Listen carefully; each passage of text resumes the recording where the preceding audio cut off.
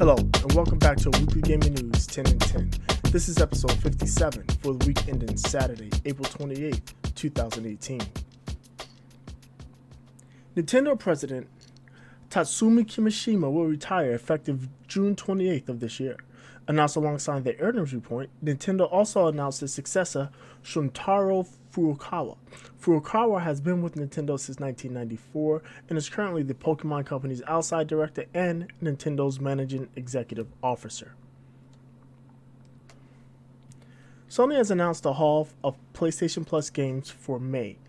For the PlayStation 4, active subscribers will be able to get Beyond Two Souls and Rayman Legends. The PlayStation 3 titles are Ryzen 3, Titan Lords, and Eat Them. Finally, for the PlayStation Vita, PlayStation Plus subscribers will have King Oddball and Ferments, in which King Oddball is in Sony's Crossbuy program, making it playable on PlayStation 3 and PlayStation 4. European countries are still firing at loot boxes, as this past week it was announced that they have been deemed illegal in Belgium. The Belgium Gaming Commission reviewed Star Wars Battlefront 2, FIFA 18, Overwatch, and Counter-Strike Global Offensive, and found all except Star Wars Battlefront 2 were found to be in violation of their gambling legislation. To note, Star Wars Battlefront 2 avoided this designation only because they had stripped loot boxes during the investigation.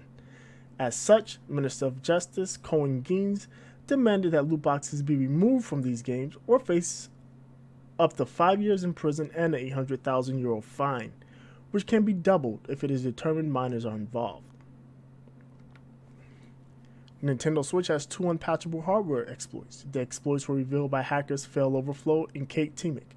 While console owners' security is not compromised by these exploits, hackers can use them to cheat at online games and run homebrew or pirated software on their devices. The exploits cannot be fixed by a firmware update, meaning all current Nintendo Switches can be compromised with no remedy. The fix would have to be a new hardware revision. Valve acquires Firewatch developer Campo Santo. The studio and all of their employees will be relocating to Valve's Bellevue headquarters. Additionally, they will continue work on the upcoming In the Valley of Gods and continue supporting Firewatch. The purported father of the Battle Royale genre, H1Z1, is coming to PlayStation 4. Developer Daybreak has announced that they will be releasing an open beta on the PlayStation 4 starting May 22nd. It will be free to play with microtransactions. The progression mechanics will be tweaked and the gas pace will be changed to hasten the pacing. Additionally, Daybreak is promising 60 frames per second on the PlayStation 4 Pro. Microsoft is shutting down Halo PC mod El Dorado. Microsoft's case is that El Dorado is violating their IP rights by using Halo Online assets. They probably have a solid case as El Dorado is built upon a free-to-play version of Halo Online, that was being built for the Russian market and never made it out of beta. Runaway hit Fortnite is headed to China. Reported by DL News, Tencent is investing more than $15 million, which will be used to market, fight piracy, and launch an esports league. This gives Tencent a functional monopoly in the Battle Royale games in China, as they also bought Bluehole's PUBG.